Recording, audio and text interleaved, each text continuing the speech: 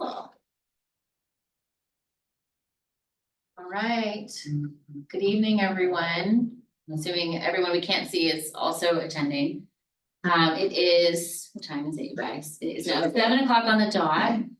Welcome to the February 20th Parks and Events Commission of Snoqualmie meeting. I'm the chair, Emily Anderson, and today's meeting is being recorded. It will be available on the city's website. Thanks everyone for joining. We have a full house, which is great. Also means the weather is allowing us all to be here, which is also great.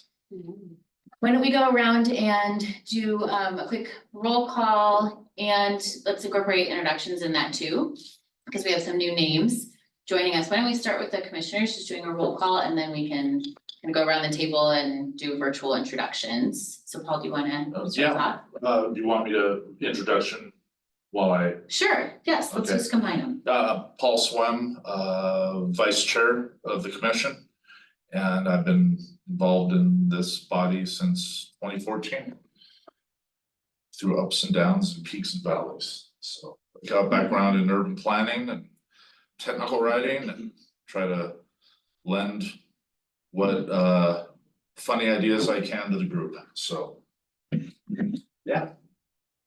So we're doing actually. Okay, Yeah. Heather Palmerini, a commissioner. I think I've been on the commission since 2016. I've lived in Snoqualmie since 2015. I have a doctorate in molecular biology. My husband and 2 kids also reside in Snoqualmie with me. I have a senior at Mount Si High School and a 5th grader at Cascade View, and we love the parks and trails here, and that's why I'm on the commission. Ryan Pryor, Commissioner. I've been on the commission for 2 years and lived in Snoqualmie for 13. And this is actually, my term is up at the end of this month, and this is my last commission meeting. I have a lot of other volunteer roles, and she asked if I wanted to get reappointed. I said I was gonna take a step back. Sorry.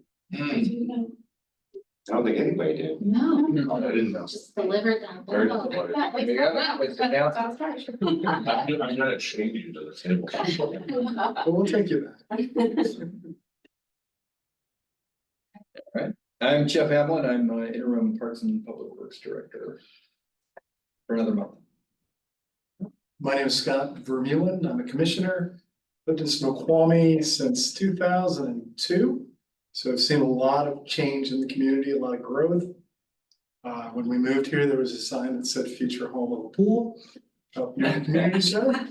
So I've been on the commission here for about a year. Great. So again, I'm Emily Anderson. I'm the new chair as of this calendar year. And I live just up on the ridge with my 2 kids and a golden retriever, and I'm married. I'm work for the Belton School District actually. And I'm an avid trail runner and skier and local park enthusiast. Am I next? You are next. You've gone through the whole commission then. Yes, we have. Everybody here. I'm Ethan Benson, council liaison. And I have no special skills and barely finished high school chemistry. I'm Dina Dean, City Clerk. Dina. Nicole, right. did you want to introduce yourself? Yeah, you guys will go ahead. I'm Nicole Beatty. I'm the community liaison. I do various things in my work plan, but I'm on this committee based on the committee events that I program for the city. Dana? Hi, everyone. I'm Dana McCall. I'm the city's communication coordinator and public information officer. Lived in Snoqualmie for 22 years. I actually served on Parks Board, and it was called Parks Board from 2004 to 2008. And one of those times when we ran a bond for the community center, I actually was one of the people that wrote the voters pamphlet statement. So got some history with this project. And the other 2, I don't know who they are. So Oh, What? No, they're not. They're with Killing Horn. Hi, everyone. Nice to meet you. I think I had a chance to meet a few of you a week or 2 ago at the library at our open house. Marissa and I are with Kimley Horn. We are helping the city with the Park Rec and Open Space and Trails Plan update, and I think we're the second item on your agenda tonight. So Actually, do we move them to the first item? That's a good idea. It's good to We're do the that. first item on the agenda. Yeah. there you go. Well, first, Yeah, I we'll- mean, we they're, can- they're consultants. Okay. Marissa, did you want to tell us more or? Yeah, sure. No, my name is Marissa Pellegrini. I'm with Kimley Horn. I'm a landscape architect and planner, and I specialize in parks and recreation. So, like Nick said, working on your parks and rec and open space and trails plan. And we can jump into our presentation when you're ready. Okay. Jeff, did you just, you're on both? You went over there? Well, I wanted to open up in case I wanted to share my screen with you Great, guys. okay. So then, I think let's approve the agenda, and I might also approve amending the agenda so that we'll switch the pros plan to the first item on the agenda. So could I have a motion to approve the agenda with switching the order of the two agenda items? Motion to approve. Second. Great, so Scott approved and Ryan seconded. Let's go into public comment. I don't think there is anybody here for public comment. We changed the way that we're doing public comments. So the new protocol is that somebody has to be here in person if they want to make kind of impromptu public comment. Otherwise, they need to send it to, is it you, Dina? The staff liaison. Oh, okay. Maybe Jess. Okay, send it to Jeff in writing prior to the meeting. And even if they're joining remotely, they need to send it in writing prior to the meeting, so they Can I can't ask make a it question about that? impromptu. Is that just for this commission or is this for other? I think it's for all commissions. It's for all commissions and committees, like the safety committee? I don't know if Parks and Public Works Committee does that. No, I mean all other, because I zoomed in last month, as a citizen, so if I wanted to do that again, I had to go through the same process, or is? Yeah, I think this is a recent change. To all, Yeah, all commissions. okay, okay. But not all committees. Not committees. Parks and Public Committees, Works this- doesn't do that way. Right. Okay, okay, Yeah. So thank you. if you need to make a public comment to Yeah. Parks and Public Works, you can still do that.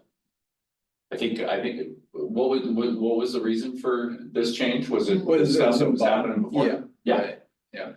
We had some people call in and they were making mischief, Oh, so mhm, we had to make a change. okay, And I think the only requirement is that you have to state for the committees and for full council, you have to state your full name and address. mhm, yeah, I've done, that, yeah, Yeah. okay. Okay. With that, so there's nobody here from the public, other than the two newbies kind of joining from Kimley Horn, aren't not in that capacity. Our next, can we go ahead, you guys, and just do the agenda? Help me with the order of this. Or should we listen from Ethan for the council liaison? No, jump into these guys. Okay, I think so I too. think most of the things that I would liaise, you already have on the agenda, Okay. so I don't think it's necessary to get anything, we did that one. Okay, awesome. So we're so glad you guys are here. We're actually very appreciative and surprised that you're here. So thanks for being here. We'd love to hear some really important updates on how things are going. Yeah, absolutely. And apologize. We intended to be there in person, but we had something that came up, just couldn't be there. But surprise, we will, well, maybe not surprise, hopefully, we will be there next week at council chambers for the second part of the open house. So for those who maybe couldn't make the first one or want to come out again and see who comes out and share some thoughts, you're welcome to come out as well. It'll be kind of the same format that we went through in the previous one. We just want to make sure we're hitting all parts of the community. So little plug for that as well. Thanks for having us tonight. We're just going to walk through a quick overview of where we are on the project. We also do have sort of a back and forth engagement type with some questions. We want to make sure we capture your expertise and what you're hearing in the community and go through that. So we won't take too much of your time, but we will make sure we get the feedback that we need to continue progressing. And Marissa's got the presentation pulled up here and she's going to kind of walk through those different points. But this really is meant to be an open conversation, dialogue back and forth. So feel free to interrupt us at any point and ask questions or give feedback. I'm going to be over here taking notes as well. So hopefully I capture as much as I can, but thankfully this is also recorded, so we can go back to it. And with that, I'll hand it off to Marissa. Great. Thanks, Nick. So yeah, like Nick said, we want this to be pretty informal. So if you have questions as we go, please feel free to jump in. Just want to make sure you all can see the screen on your end. Yes. Yeah, looks All right. good. Just kidding, as soon as I said that. All right, back in it. I think. Oh my goodness. Sorry, I have no idea what's going on.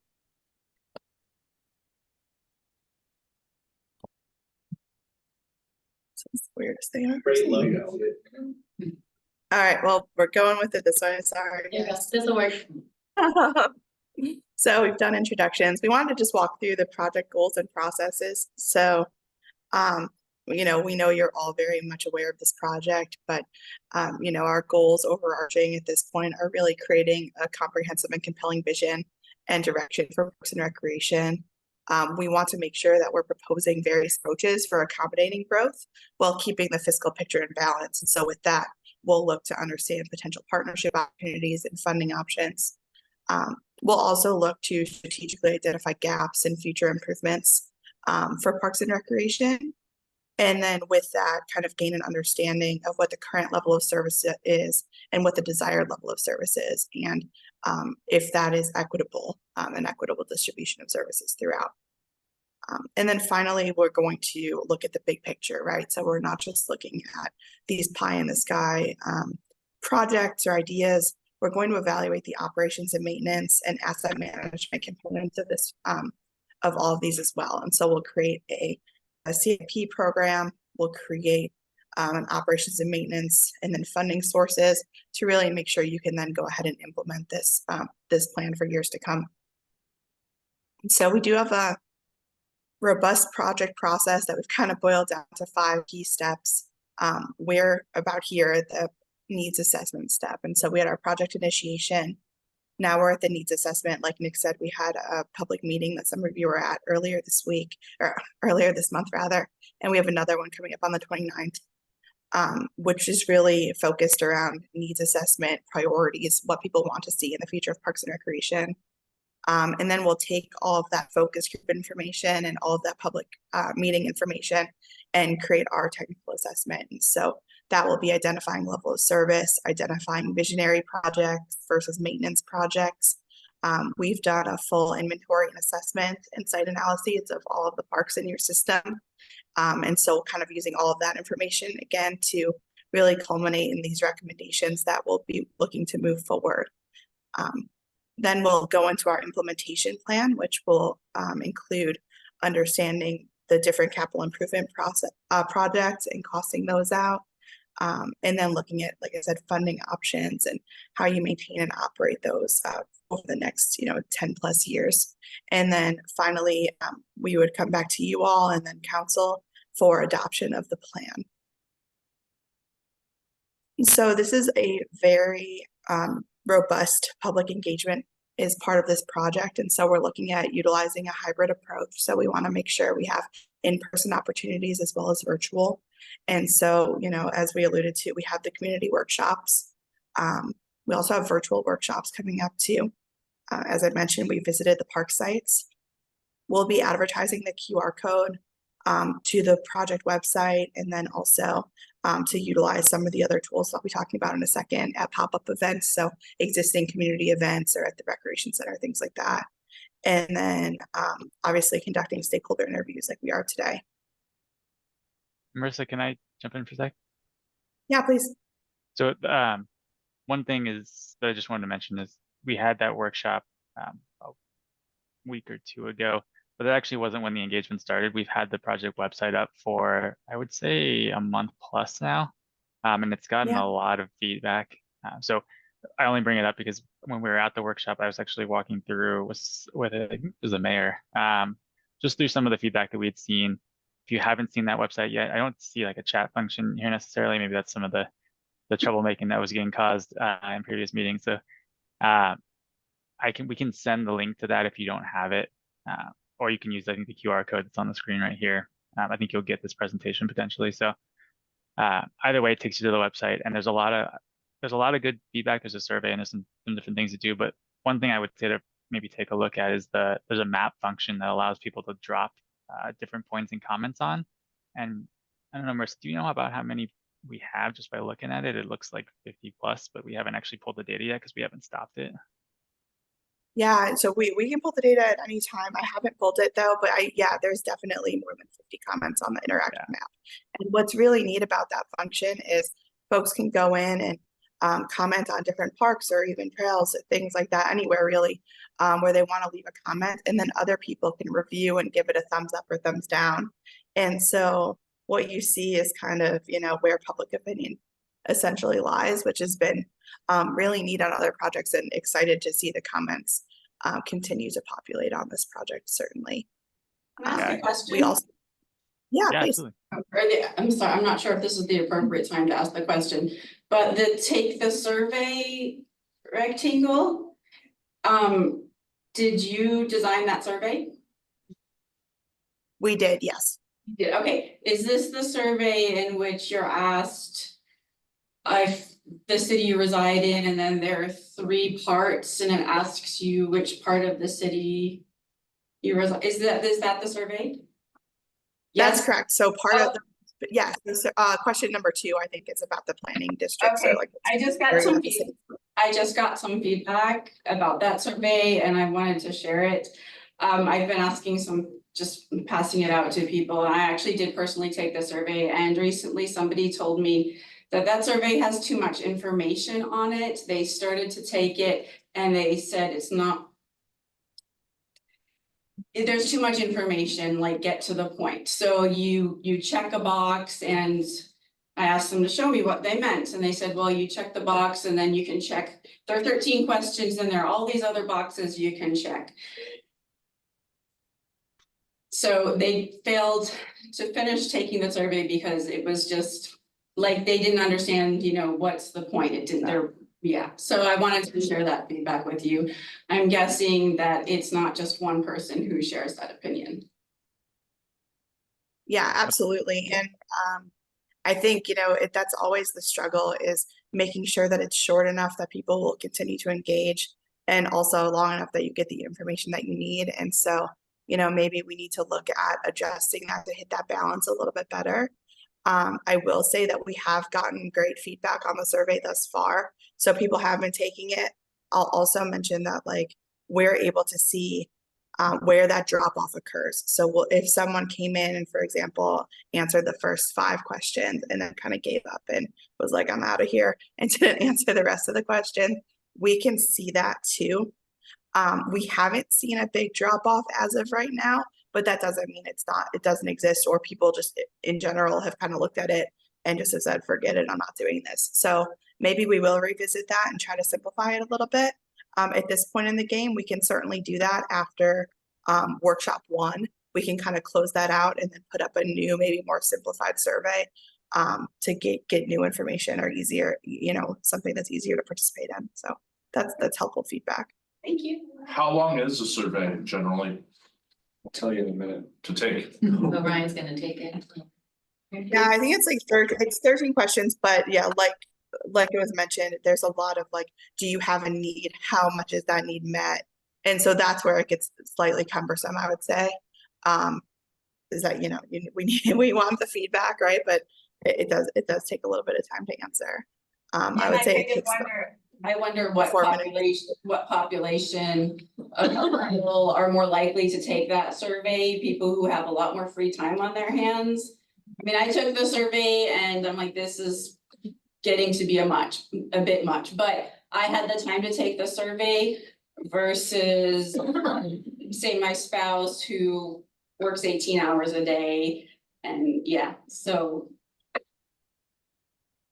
But it's also really nice balance, you guys. That interactive map is so cool. Scott and I were talking about that just at the beginning of the meeting here, where I hadn't actually seen something like that before, and it's so quick and easy, and it is fun and interesting to read comments from other residents.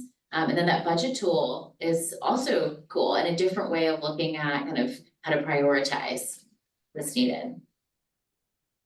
Yeah, for sure. And I think the sharing your big idea has also been very successful here as well. We have just under 50 comments on the big idea.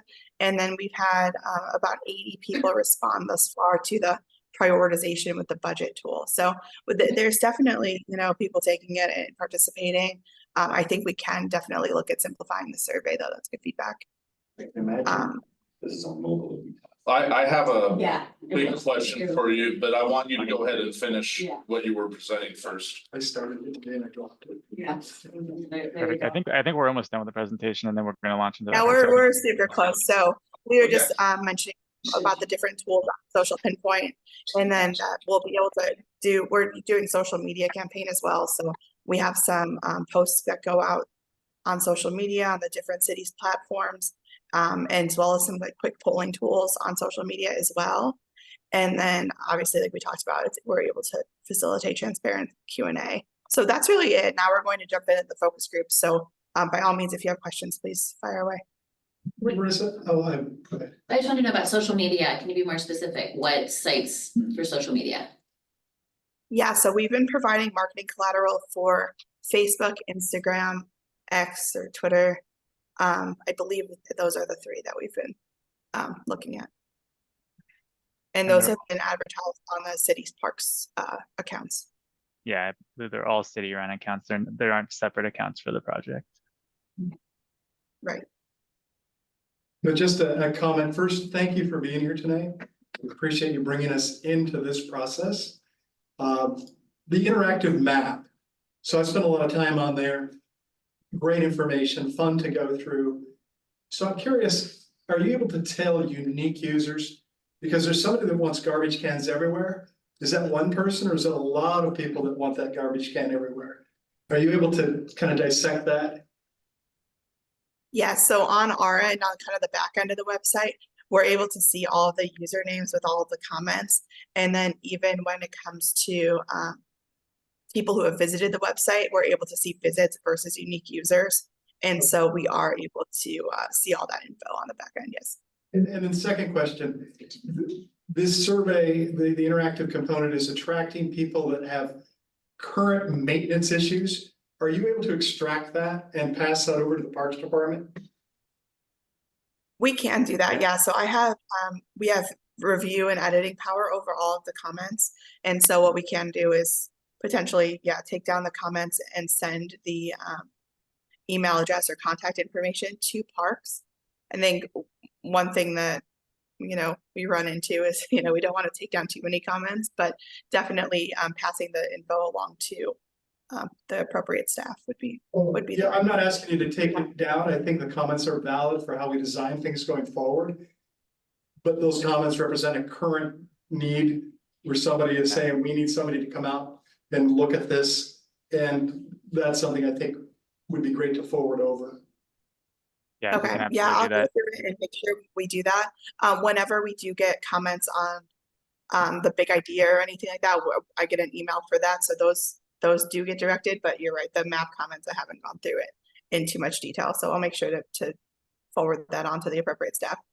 Thank you. Yeah, and there are a couple comments in there that are not necessarily Park Rec open space comments. There's some traffic comments. There's some on crossings in certain places. So we'll make sure the Public Works gets those as well, just so they have the feedback in general. Yeah. I was curious with the current parks and open space plan that we have here at the city that I guess we updated it 6 or 7 years ago.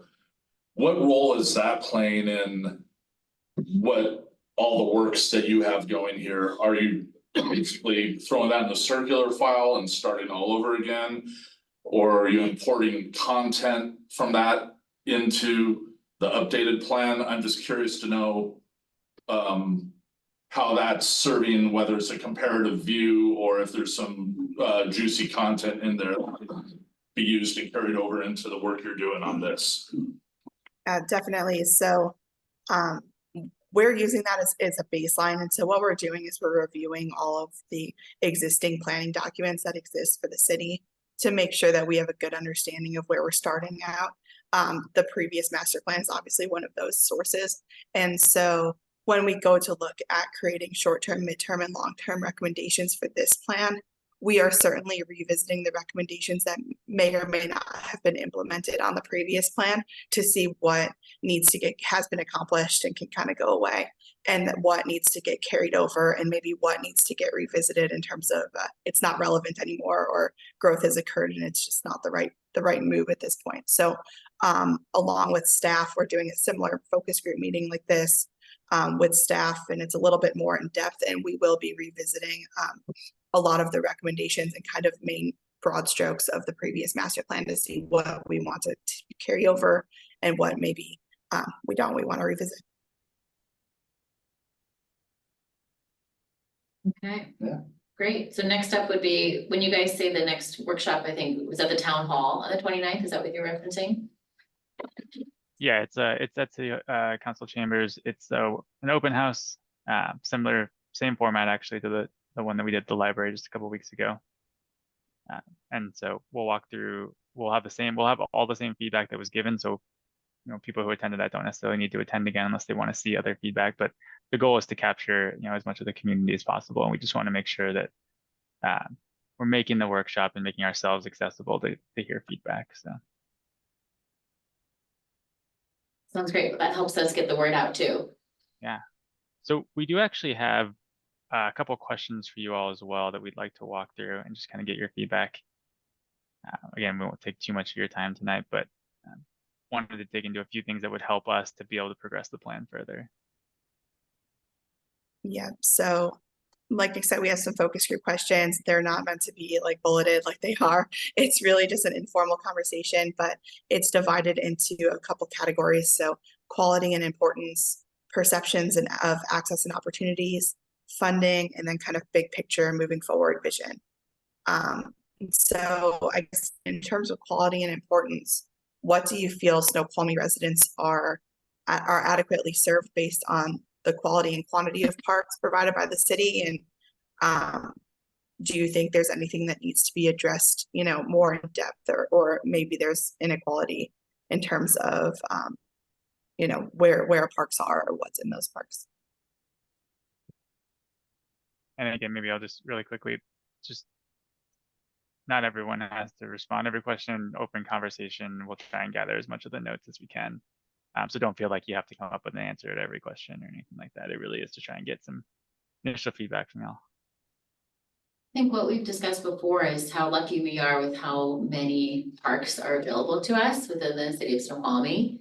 And what we've heard from the previous public works director is that it's hard knowing which parks really to keep maintaining, right? Because there's a lot of smaller parks that might have smaller playgrounds, for example, or different benches or things like that, and are different states of like needing repair or needing some maintenance or finding out how they're utilized, which is really part of the reason why you guys were brought into this.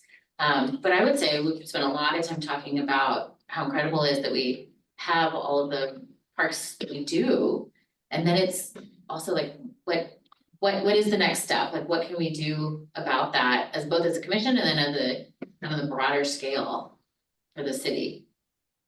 Yeah, that was one of the first things we heard when we came into the project and one of the things actually in the existing document, there are over 40, what we call like formal park facilities, which is just an incredible amount compared to most communities. And the maintenance issue did come up early on, and one of the main things that this plan looks to address. Yeah, definitely. And just to tack on to that, you know, like I said, we did do a full inventory. We're doing a conditions assessment on all of the items within the parks as well. And that'll kind of feed into an asset management program to be able to set everyone up for, you know, adequate maintenance and regular checks moving forward. So definitely trying to address some of that with this plan, certainly.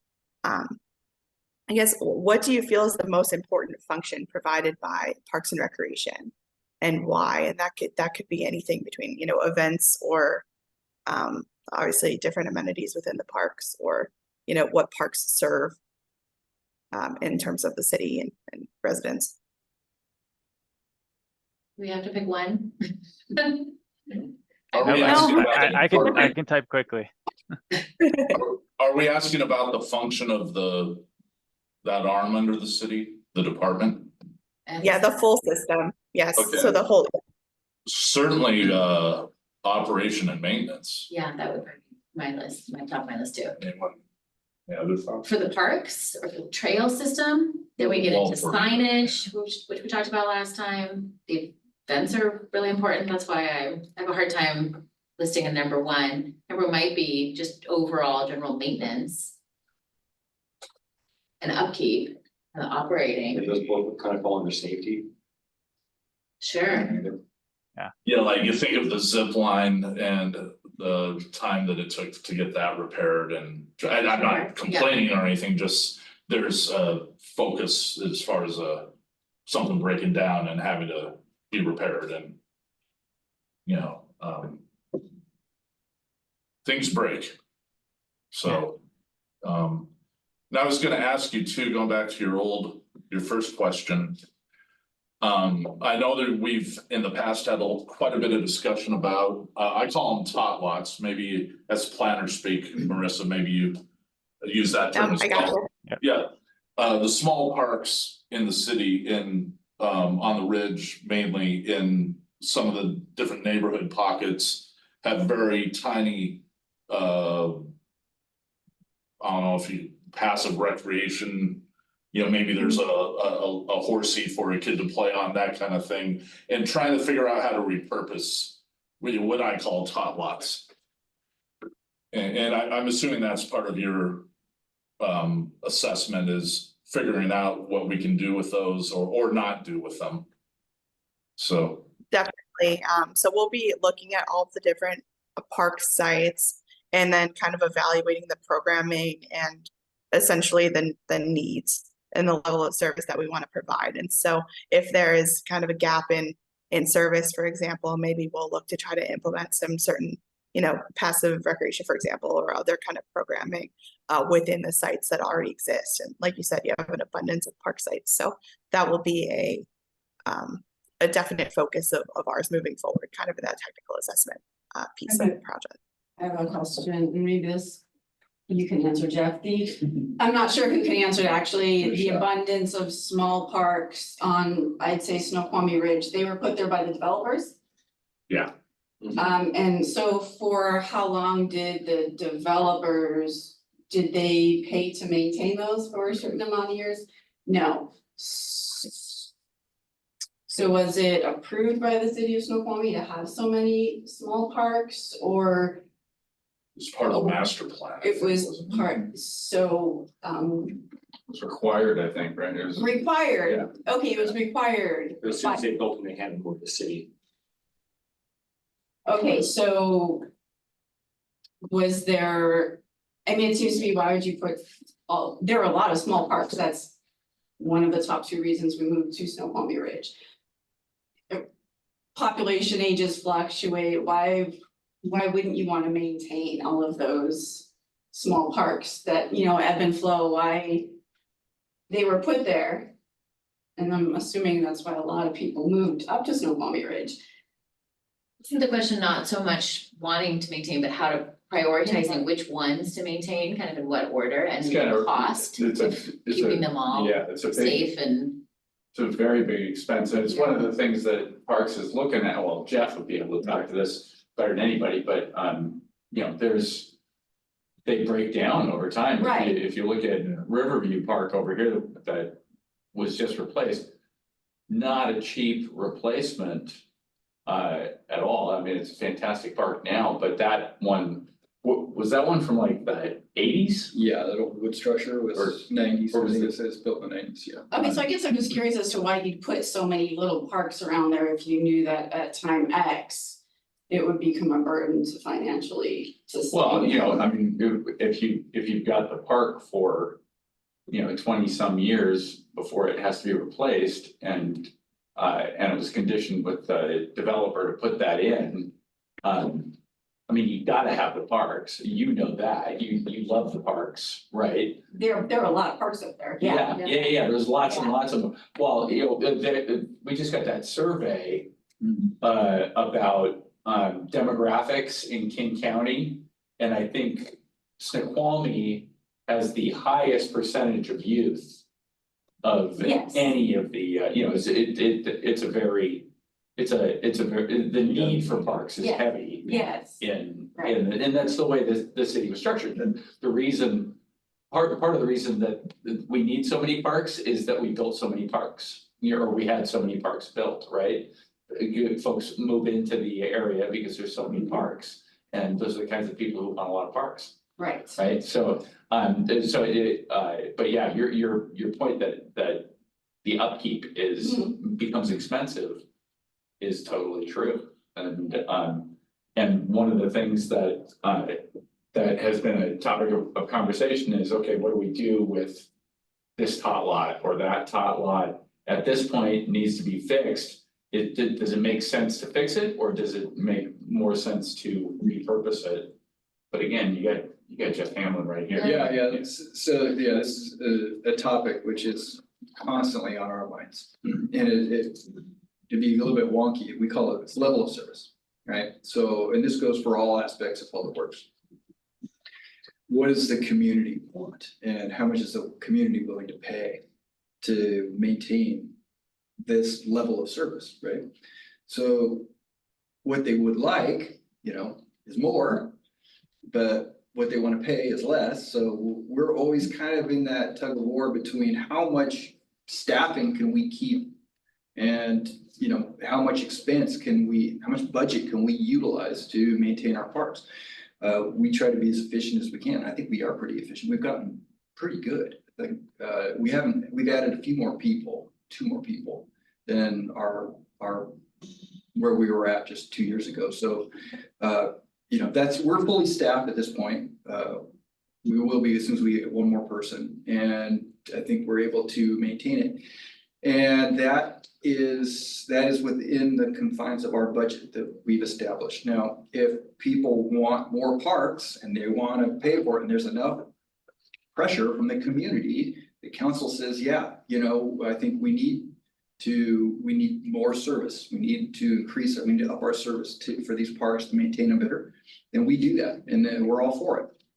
But when Can I just one of the things that's really exciting to me as a councilman who is a total tightwad, is when clever things are done, like with the all-inclusive park in Centennial.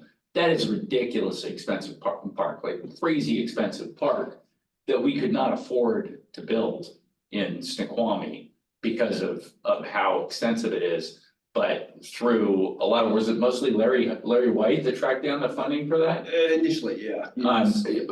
Got grants because the area desperately needs more all-inclusive parks. We expect that to be a destination park for a lot of folks throughout King County. And I can't remember exactly how much city money is involved in that. I think it's like 180,000. Yeah, I don't think it's quite that much. It's not that much. Less than that. Yeah, it's like 150, I think is what. And out of how much? What's the? $1 million, yeah. Yeah, it's like $1 million park. Yeah. And the city kicked in about 150,000. The rest of it's grant money from the county and is it mostly county money? Yeah.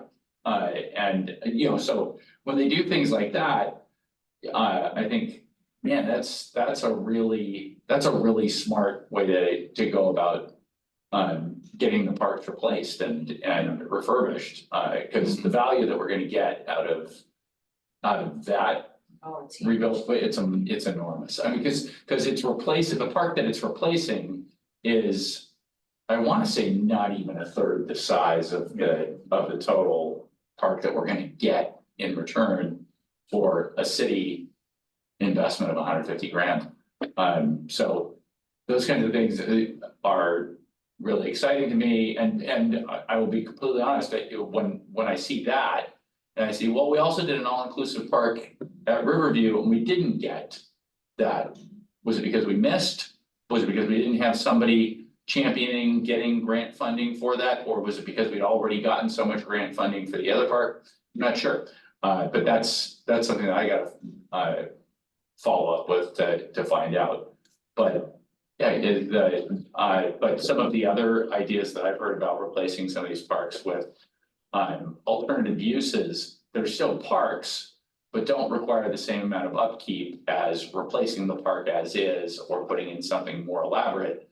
But maybe another need has been identified that isn't as expensive to create as a park, I think is useful. Like there's one in Fisher, in the Fisher development there, that has an old piece of equipment that would be too expensive to repair and replace. So the idea is to do potentially something else, just take it out and do something else with that part. It's a great spot just to put some benches and maybe a picnic table. Nick and Marissa, is this discussion helpful or are we driving the truck? No, this is incredibly helpful. I think in terms, you guys, I love this conversation kind of about, reappropriating different parks. And, we do see a lot of, developer driven neighborhood parks that, maybe the maintenance agreement wasn't all there at the time. So just kind of understanding what to do with those. And so you're mentioning passive recreation is maybe a good solution moving forward. Are there any other amenities or things that you hear from residents that you think is a need in the system right now? One of the things, when we were at the pros thing that you guys put on a couple weeks ago, the mayor and I and Mike Chambliss, we were talking about actually the mayor and I invented it.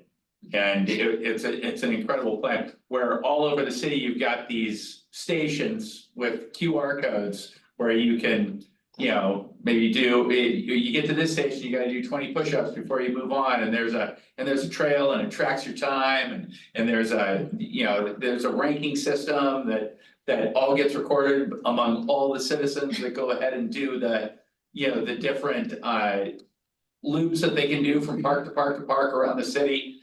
And we found out from Mike Chambliss that somebody else already invented it.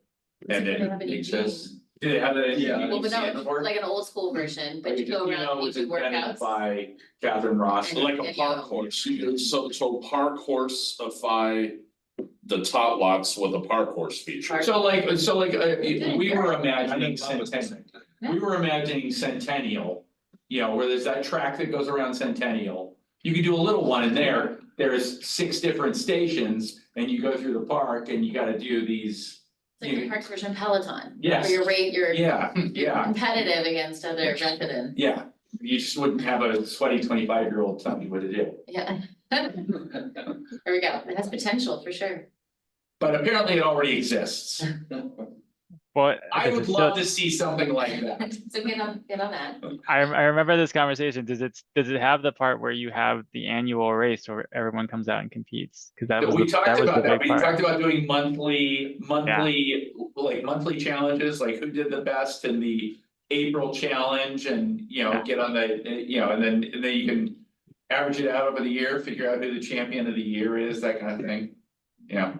And you do age groups and all kinds of stuff. That wasn't 25%. So I will say that conversation did start with one of the recommendations that was on one of the boards, which was sort of outside exercise equipment that could be placed in different areas. And it's pretty common actually along pathways to integrate both like a run or a walk with some sort of strength exercises. So it's something that got some traction. Sorry to interrupt you. There are some trails, if you just kind of loop around on the ridge that randomly have some exercise equipment there. Like, I can think of one that's, I'm not gonna do it justice, it was like a year or 2 ago that I was there. But near the YMCA kind of area back behind, some of the rows of houses. Yep, there's like, this random like 100-foot sequence of exercises that you could do if you wanted to. So it does exist. But that's the only one I'm Get aware a of. keyword of that. That's the only one I'm aware of. Are there other places in the city where that? There's at least one, but I can't Where remember. is it? I don't know, I can't remember. Do you know, Jeff? I just remember thinking it was. You know, If I find it again, I'll I don't think I've seen it. make note. I'm curious now. So it's 2 comments along your questions, the underserved. I think you'll find as you start to look at the interactive map, and then some of the comments from the open house, a lot of dog owners here. And that need for an off-leash dog park is, I think, an underserved part of our community. The second component, I think it was, if you scroll up. Do you have like a ridge? Yeah. In addition to the amazing off-leash one park that we have. Yeah, River. well, in addition to three, yes, Yeah. absolutely, Okay, yeah. Get a lot of. The quality importance, I'm gonna put trails into the conversation. So when we look at trails, that's a huge asset for the community. And if you, and I'm sure you've seen it, there's a document within the city that talks about, I think there's 18 trails where there's missing connections, right? The trail just stops. And I don't think there's been a lot of progress on that document over the last, when was that document created? Probably 10 years ago. Yeah. But there's a lot of opportunity within our trail system to connect trails, to connect them to the parkway, to connect them to other trails. From a quality standpoint, and you'll see this on the interactive map, there's a lot of comment around the quality of the trails and the drainage and the signage. So there's, I think, a lot of opportunity within our trail system to do a lot more. Agreed. Yeah, that's a great comment. We had that discussion in a couple spots at the workshop, and a few folks mentioned, and I just we need to talk with city staff about some of the areas, but there were some spots where the trails just seemed to dead end, or they hit like a pedestrian barrier or something like that. And it's because they hit private property or for some reason or one reason or another, they don't make full connections. So we are looking at that as part of the plan as well. Jeff, aren't you pointing to a trail on, if I'm going up the parkway from the bottom, on the left side, There's one from, and it just stops? there's one from Better Way to Orchard. So if you're at Better Way and you're going up the parkway, so I'll call it the left side of the parkway. Yeah. But that trail parallels the parkway. About halfway up, it dives into the woods. And so it leaves somebody on the trail three options. They either turn back, they go into the woods, or they try to make it across the parkway to get to the other side. It needs to connect all the way to Orchard, which is the next road. But there's a list of 18, I think, concerned trails that don't connect. I'm sure you guys have that. If you don't, I can send it to you. Yeah, There's that'd be bears great in this place. Right. So someone who's none the wiser starting on one of those trails could find themselves making a less than safe decision. and they're totally fine. So that trail connects to Rayburn neighborhood. It's just a windabout way. It's only maybe 5 or 10 minutes longer than taking a straight shot, but I only know that because I live in that neighborhood and I use that trail often. So it actually makes sense to make, like, in that particular case, a trail that just connects so that someone can walk that side of the parkway all the way down. Absolutely. But there are definitely other places where it is really odd. You get to the end of the trail and you're like, okay, I guess this is an out back. Because the only choice you have is to come on back. It doesn't go anywhere. That's been a historically neglected component here in the city, is that whole trails equation. Essentially, and all the different sides of it that they were just mentioning. That's great feedback. Go ahead. Oh, sorry. I was just on that. I was just going to mention how do you think signage is along some of those trails? I think that might be a way to potentially address some of the issues. Certainly not all the connection issues, but Signage and wayfinding. Are you familiar with Redmond Ridge and their trail system and their signage? That's a really good model, a really good example of a combination of kiosks with like dog bags and wayfinding at trail intersections to let you know how far you are from X, Y, and Z locations, etc. But Redmond Ridge is the best I've seen in the area here. As I understand it, the company that made the signage for that isn't around anymore, but that would be a way to give you some ideas. What I would love is something that isn't too big, but that is at kind of larger intersections where you don't necessarily have to rely on your phone. You don't have to get out your phone every time to look at the trail system to figure out where you're going, where something is there to help guide you to some degree while you're standing there. Or if you're being chased by a bear. Or if you're being chased by a bear, all the bears that Ethan's worried about. Or cougars. It's legit. A lot of cougars on the ridge. There are. There are. And some big cats. That's really good feedback. That's kind of what I anticipated hearing, but it's good to hear it from you. Sorry, Marissa, I cut you off. No, I was actually going to say the exact same thing about wayfinding Okay, and ask the yeah. follow-up, so that's great. Okay, well, thank you very much. This has all been very helpful. I guess we kind of started talking about these other questions, but are there any segments of the community, and that could be, you know, geographic, age segments, socioeconomic status in the city that need to be better served by Parks and Rec? I think the middle school age range needs better. The kids who are now bored of the playgrounds but aren't old enough to drive. There's not much for them to do. Are there any activity types or programs that you think would best serve that population or that demographic? The only option I know is through the Y, right? If you're not a Y, That's very limited. yeah, if you're not a Y Extremely member, or you don't have to be a Y member. But these things you have to seek out as a parent, and then they cost money, which what might not work for everybody. The other options are like basketball courts, you know, and tennis courts and things like that. But the ski park, I mean, there are some things available, but it also depends on where you live. Mhm. Yeah.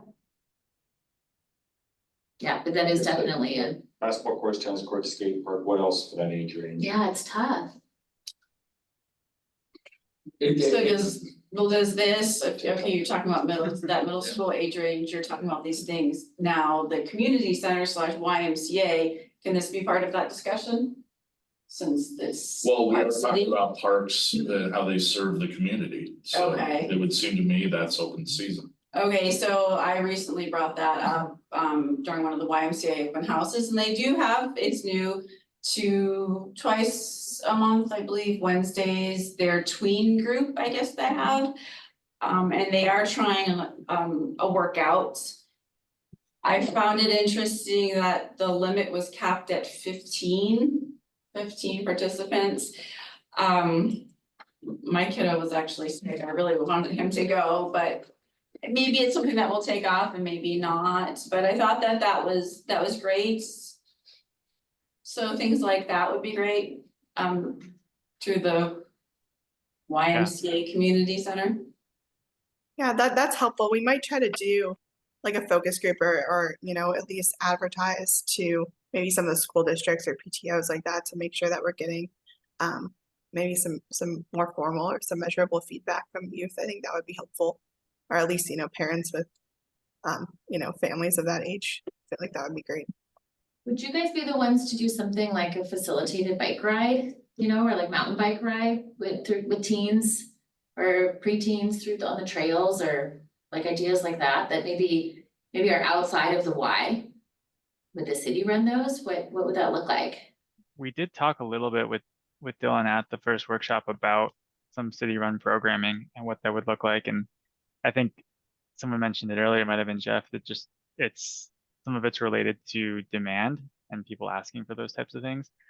And others is just, does the city have maybe the technical capability to do some of that? And obviously, I think with something like mountain biking, there's risk, there's liability that the city probably takes on with some of that.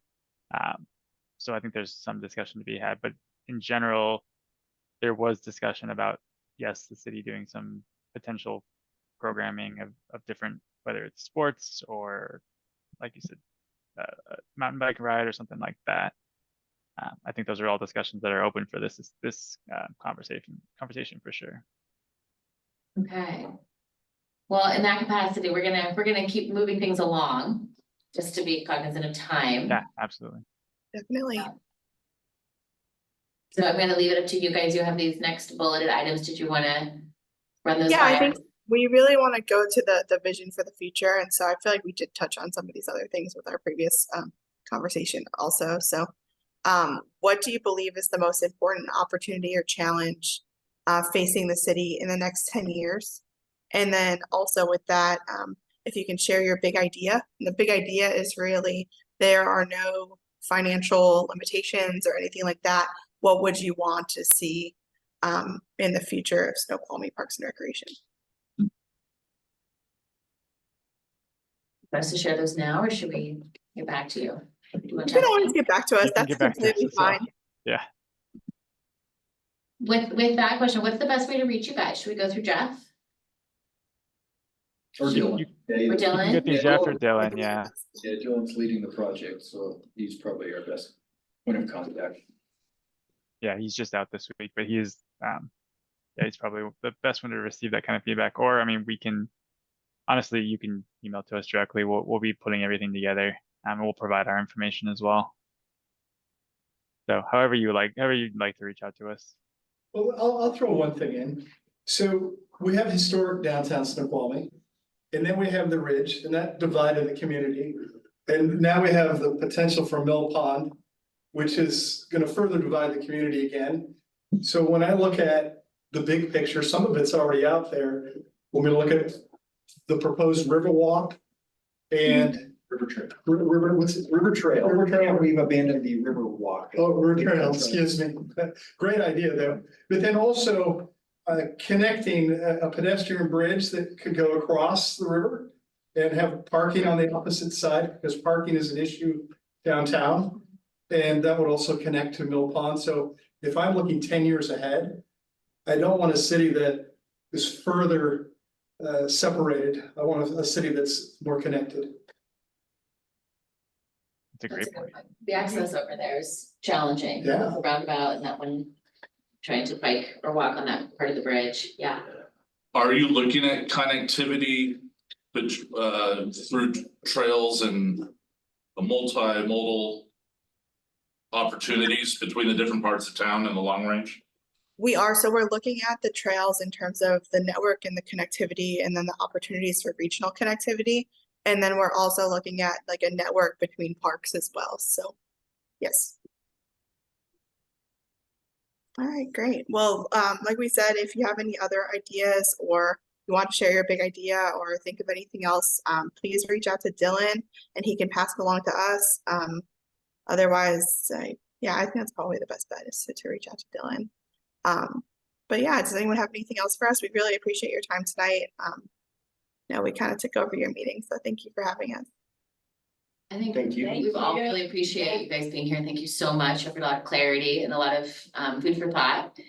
You mentioned that we might have access to this PowerPoint. Would you send that through Dylan or Jeff, and can we have that? Yes, we have it. Okay, great. Yep. Cool. Yep, we can. And I look forward to seeing hopefully a few of you maybe in a week or so at the next workshop. So if you'd like to stop by and we can chat more. Okay, on the 29th at 5:30? 28th, I think, is it the I 28th? think there's a 29th, town I hall. think. The 29th. At 6. Yeah, 29th. 28th is a town hall for the Town hall, community okay. center. Oh, that's the 28th. Yeah, Okay. So these are two different events? Or this is the two same different event? events. Yeah, The apologies. 28th and the 29th. Okay, so you guys are on the 29th, right? That's an open house. Yep, our scheduling got moved around a little bit when we had the snow, and we actually were supposed to come one of the night or the night that we had the big snow and ice, and that got rearranged, So- obviously. So So open house on the 29th, where? city council chambers, I think. Yes, Yeah. it's from 6 to 7:30. And what's happening on the 28th? community center town hall. Community Center Town Hall, okay. Great. Well, we will let you all finish the rest of your meeting, but it was good to meet you and hopefully see you soon.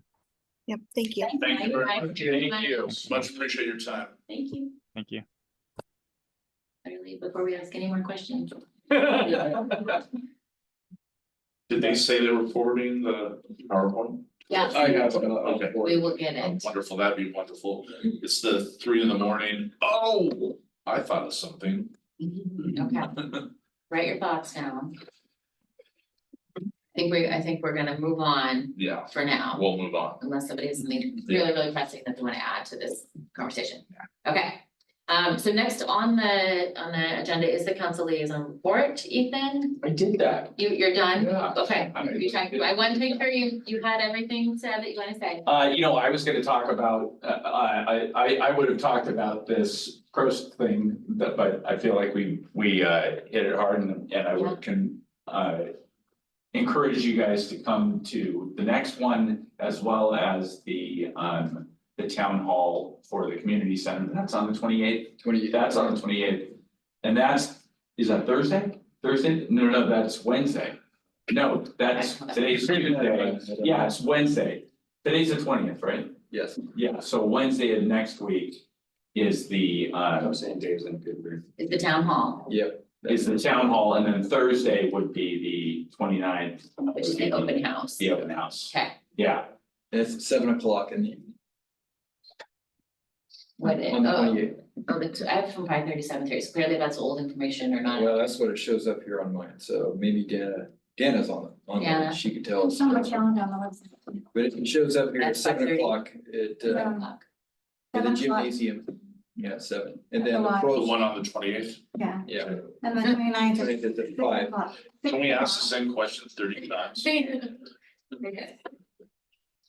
Okay, so Wednesday, the 28th is the town hall, that's at the community center. No. Gym, The 28th, yes, it's at the gymnasium at the YMCA, community center, yes, sorry. at 7 p.m. Mhm. Yeah. And then the next evening is the 29th. That's from 6 to 7:30. Here.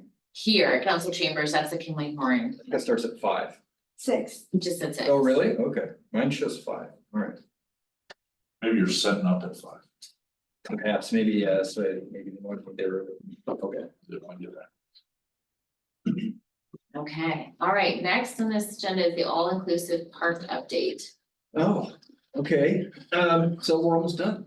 I was gonna show you guys some pictures It here. looks good. Yeah, you guys been out there? Yeah. Seen it? yeah, it's exciting. Yeah.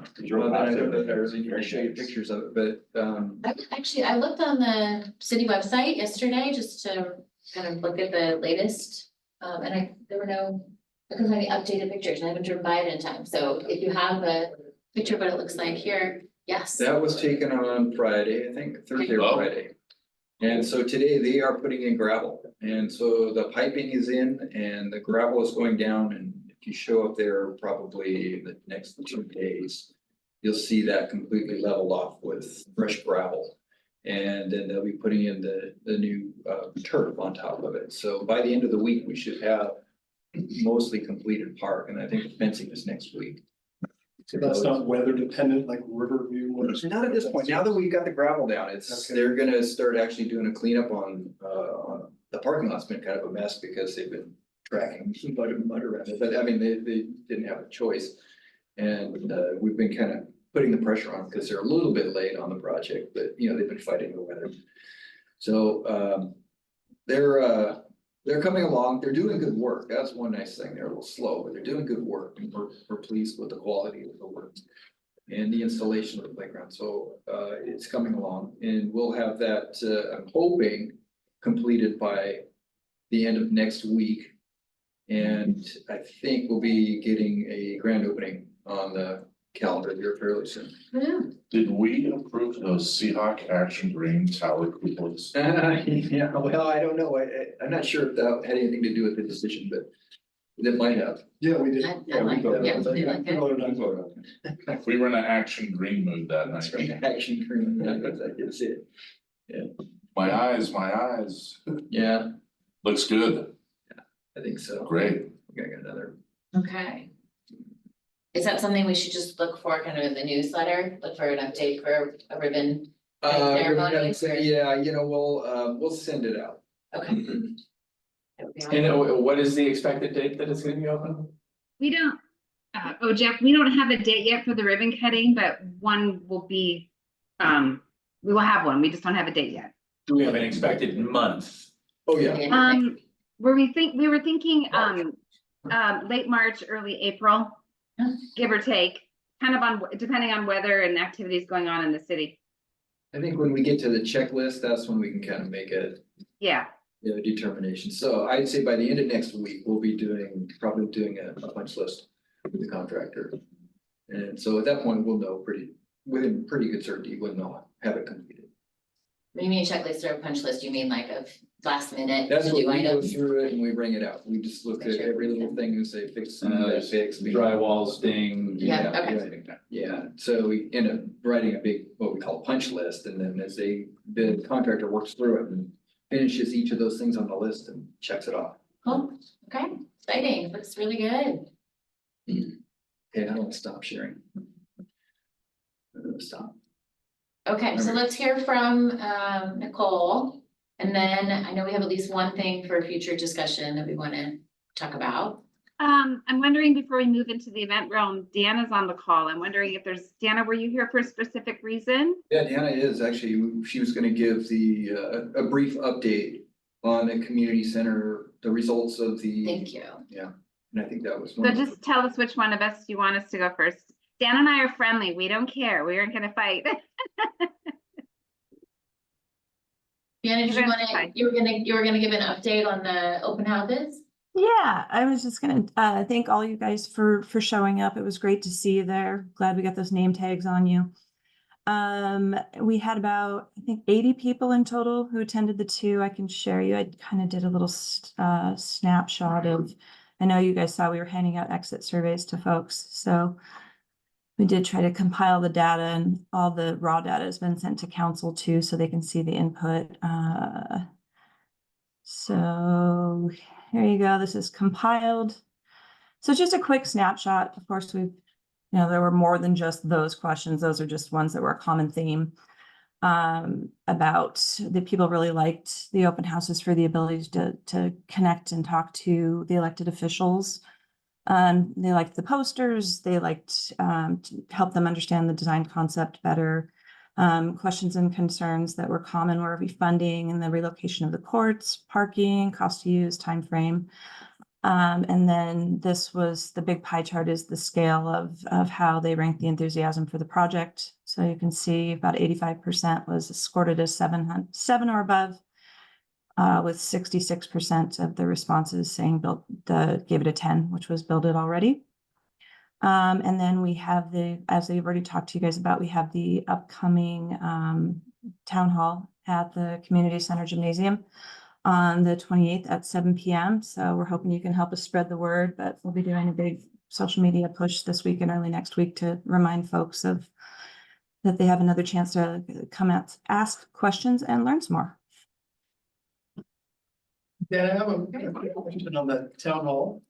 Yes. The format of the town hall, so if somebody went to the open house, why would they go to the town hall?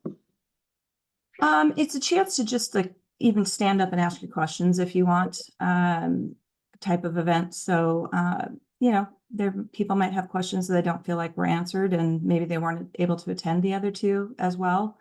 Again, we'll have the whole design team there. We're working with a meeting facilitator for the format of it. That's not quite finalized, but pretty close. So we're heads down this week on getting it planned and making a good event where people can learn more and ask the questions of all our design team and project team members from the city.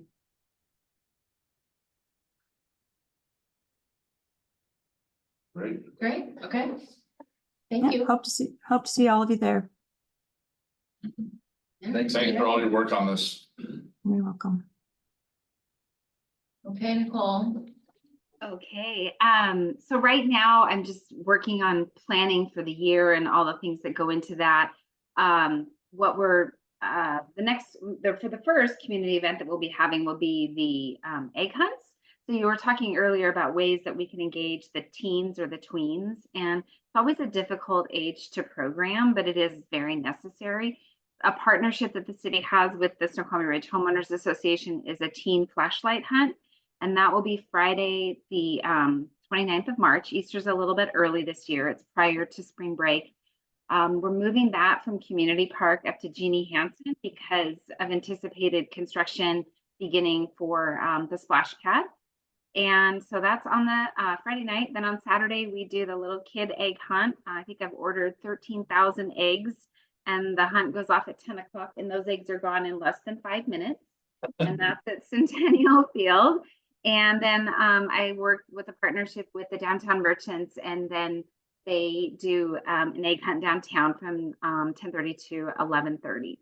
So that is the upcoming events. And then we are really looking forward to the ribbon cuttings and the different things that we can do for the inclusive park. I've also worked with some advertisers, Seattle Child's Magazine, which I've gotten a lot of traction with last year, doing some advertising on about all of our inclusive parks and hopefully the splash pad as well. So really just touting ourselves to the region that we have these really cool, amazing parks. And so they're great for our residents, but they're also an opportunity for people outside the area in the region to come enjoy, which is also economic development, because maybe they'll bring their kids and then maybe they'll spend some money while they're in town. So there's a little method to my madness of what I do. But that's what I'm working on currently. So any questions? No, Right on. sounds fantastic. Nicole, have you heard any rumblings about the farmer's market being resurrected on Center Boulevard? That was Like- an endeavor. I have not. That was an endeavor by Jason Green. Yeah. That was probably 2019 that he did that. Right before the Farmers pandemic, markets, yeah. farmers markets are a little difficult to get off the ground because so many of the vendors are already situated with different communities all over. So there is some, I would say, some energy in the community, but it's also that's a heavy lift. You know, I know Kirkland and Issaquah have dedicated staff to such an endeavor. So it's a lot. And we do have a fairly good one at Mount Si. I know that's not Snoqualmie, but it's nearby. So unless someone were to come to me and say, hey, I want to do this right now, that's not something that is in the capacity of my work plan. But if we had a partner approach us, that would be something that we would have some conversation with them about where, how, when, why. Thanks. Mhm. Okay.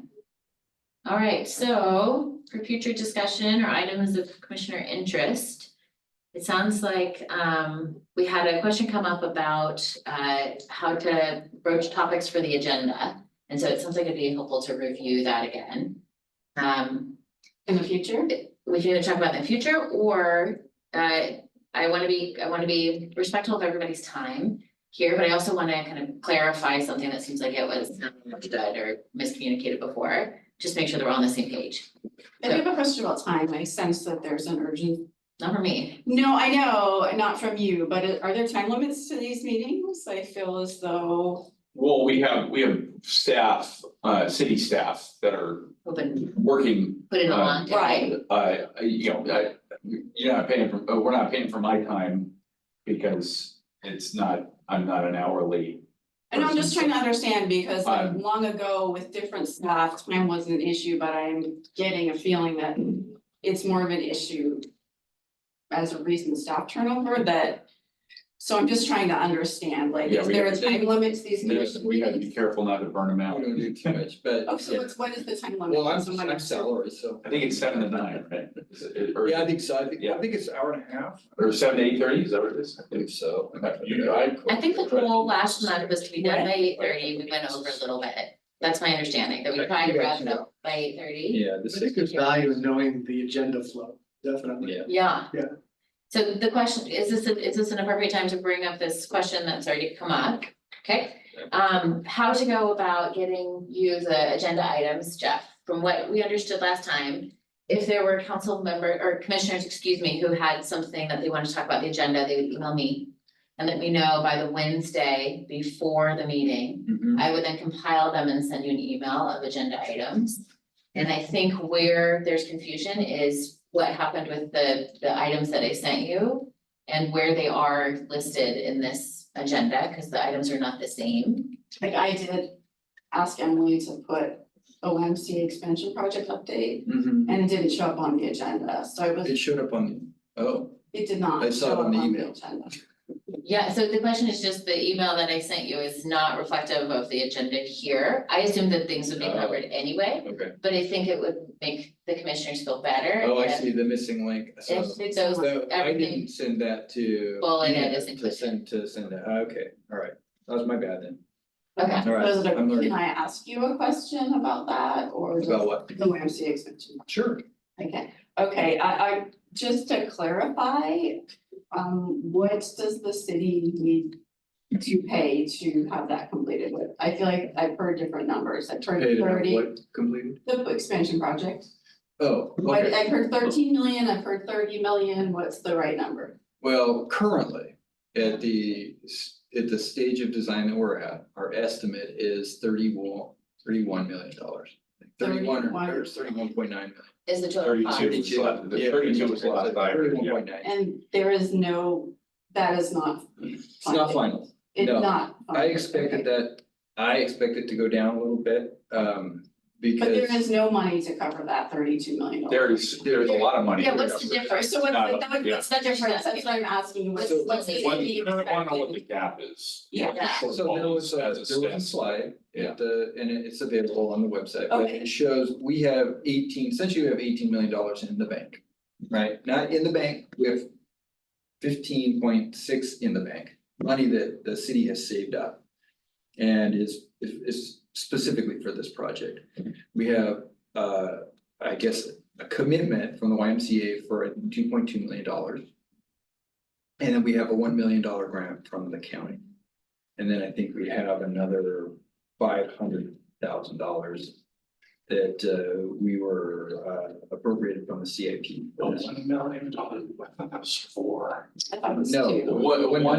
One thing that I would push back on just a little bit, is the $15.6 million that we have set aside is, for a project like this. It's for a large capital project that is basically a one-time use of funds for a big project like this. And That's set aside, it's not like fire trucks. it's not, and it can't be used for, things like, Emergency. or for, paying the new police contract, or it can't be used for operating. It's gotta be for a capital project, and this project fits that category perfectly.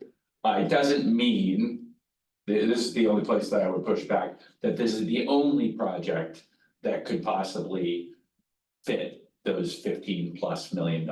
That's true. Yeah, if there was another project that the city decided instead, that the citizens decided instead that they wanted to do with that money, that could be. But is that what city council voted to use that money for? City council has not passed this, we're in the planning process. That's kind of the point of these town halls and these, Okay. right? So to find out if the community support is really there. Now, it's one thing to have an open house, right? Because the people who come to the open house, go figure, 85% of them. I was gonna ask you what the point was for the open house, because you're getting people who are interested. Well, a part of Yeah. it, true, is to see if there is support and enthusiasm from the community, right? The town hall will be probably the place where the rubber really hits the road. We're gonna find out how much community support there is for it or against it. And I think that'll give us a better, chance to take the temperature of the community and find out. We think, like I said, we have about $18 million roughly committed to the project that's available to us. That leaves us a gap of about, 13 or something like that. So. And that 13 is not part of the money you were just talking about. No, the 15.6 is part of the 18 that he's talking about. That's where we have to get creative and aggressive. That's where we have to get the funding. So there are opportunities to get more funding, and which I think is what council and the mayor are actively pursuing now. Okay. One, I don't really know what the reality is behind this one, but the $4 million that you're talking about. When the Sideview project went south. Right. Right? Right. That was, Yep. they lost the third time in the vote. Didn't get enough resident or community support for it, so that money's gonna get clawed back by the granting agency, by the county. We were hoping they would give it to us, because hey, it's a pool in the valley, it supports the same people, right? They said, no, it doesn't work that way. We're not just gonna give you that $4 million, it goes back in the grant pool and you can apply for it. I get to wait a year. We have to wait till 2025. So we'll apply for it in 2025. Procedures. So there's potentially another $1 million, maybe. Okay. That's a big maybe. There is the possibility that maybe the YMCA will throw in more money. We don't know that for a fact. there is the possibility in the next year or two that the school board or school district decides to make a contribution. There is opportunities for maybe selling naming rights for the building or other private firms come in. And then finally, there is the potential for a bond to bond it. So I don't think that's the preferred way to do it, but if it gets. Another bond, the, We don't have any bond for it right now. no, so- to be put on a ballot. No, no, Oh, no, no. this would be councilmanic bond. So this would be, yeah, so we have a fair bit Is of that the bonding bond capacity. used? So there, so. Does that, everybody has to vote yes? No, Majority? So the North Bend pool bond failed for the third time, which is not dissimilar to a neighboring city that's long wanted a pool, has had 3 bond measures that the voters have voted down each time. Right, that's not a councilmanic bond. Those are votes that citizens vote on. Right, There is a process whereby the council can do a councilmanic bond and they can vote for a bond. That is a theoretically possible thing. I will tell you, just one man's opinion. I don't think there's any way that this gets funded through a Is that- councilmanic bond. is that a majority? What does that require?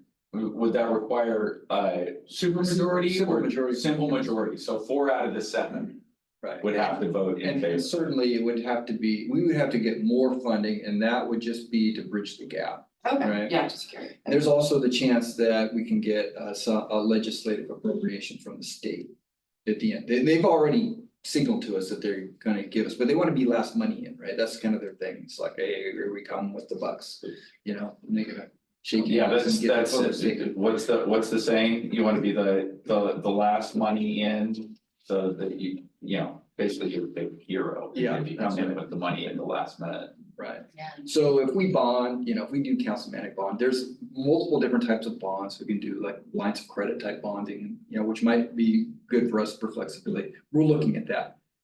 We wouldn't do more than, a couple $1 million because we don't want to hang that on the residents, right? So, but we have to pay it off with debt. It's not our preferred option. So obviously we don't want to do. You don't want to build a torch community. chase. In the last meeting, we were talking about, start the project while still looking for funding. Through the bond sources that want to credit for whatever, right, and then using future grants to then pay those things off in advance. What threshold would you need to get to, like what kind of a gap would you see? When you feel comfortable enough to, okay, yes, we're gonna break ground on that, Yeah. we still have a gap. Yeah, that's a hard question to answer. That's not my decision. That will be a council decision. We could theoretically get started. We have roughly $18 million to work from. We could get clear into full construction through mid-2025 before we ran out of money. So, the picture will become clearer as we move forward with regard to the whatever the appropriations are from the state, whatever the granting is from the county, and whatever other potential sources of funding, could materialize between now and early 2025. So I can't really answer that question right now because there's a lot of irons in the fire, and until those things start falling, we don't know where we're at yet with funding. And a lot of it has to do with how much the community really wants it, right? That's what's gonna trigger council to say, okay, let's do this, right? Yeah.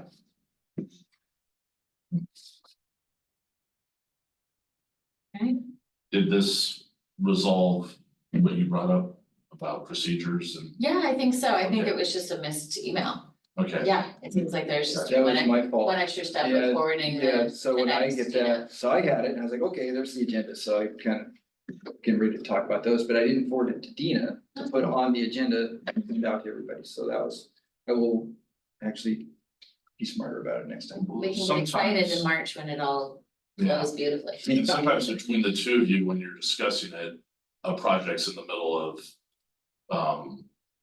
like there's gonna be a fluid of open houses and so forth, so you defer it to a future agenda because there's no use in Mhm. having an update.